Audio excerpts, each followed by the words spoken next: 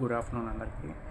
ఈరోజు పేరు గొప్ప ఊరు దెబ్బ సిరీసు పార్ట్ 8 అయితే చేయబోతున్నాను నేను.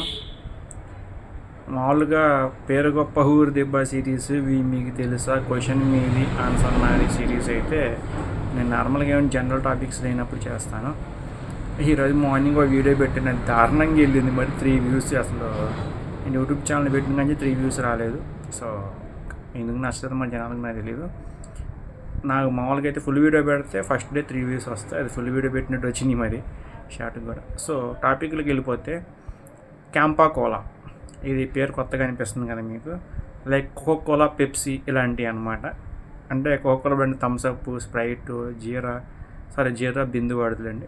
ఎట్లయితే ఉంటాయో వీడు కూడా రిలయన్స్ జియో మన అంబానీ బాబు ఉన్నారనమాట.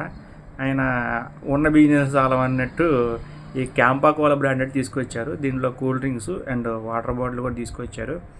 కాకపోతే దీని పేరు గొప్ప ఊరి దెబ్బని ఎందుకు అంటున్నానంటే పేరుకే అంబానీ బ్రాండ్.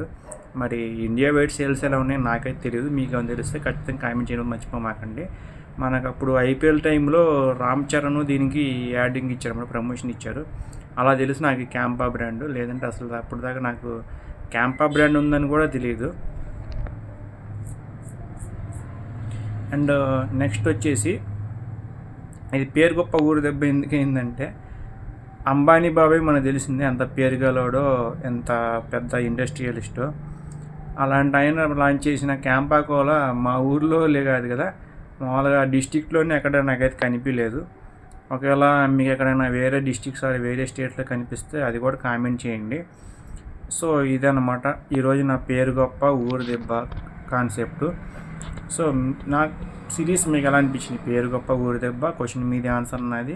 అండ్ ఇవి మీకు తెలుసా ఎలా అనిపించినా కూడా కామెంట్ చేయండి. ఈ సిరీస్ నేను కంటిన్యూ చేయాలా లేదా అని దాని మీద ఒక డెసిషన్కి వస్తాను. ఎందుకంటే ఈరోజు మళ్ళీ కొత్త సంవత్సరం స్టార్ట్ అయింది కదా, మీ ఒపీనియన్ తెలుసుకోకుండా చేసేసి అదే వ్యూస్ రాక మరి 1-2 వ్యూస్ వచ్చేసి నేను డిసప్పాయింట్మెంట్ అయ్యాన్ని ఎందుకు. కానీ మీకు ఏ సిరీస్ అయితే ఇష్టమో చెప్పండి.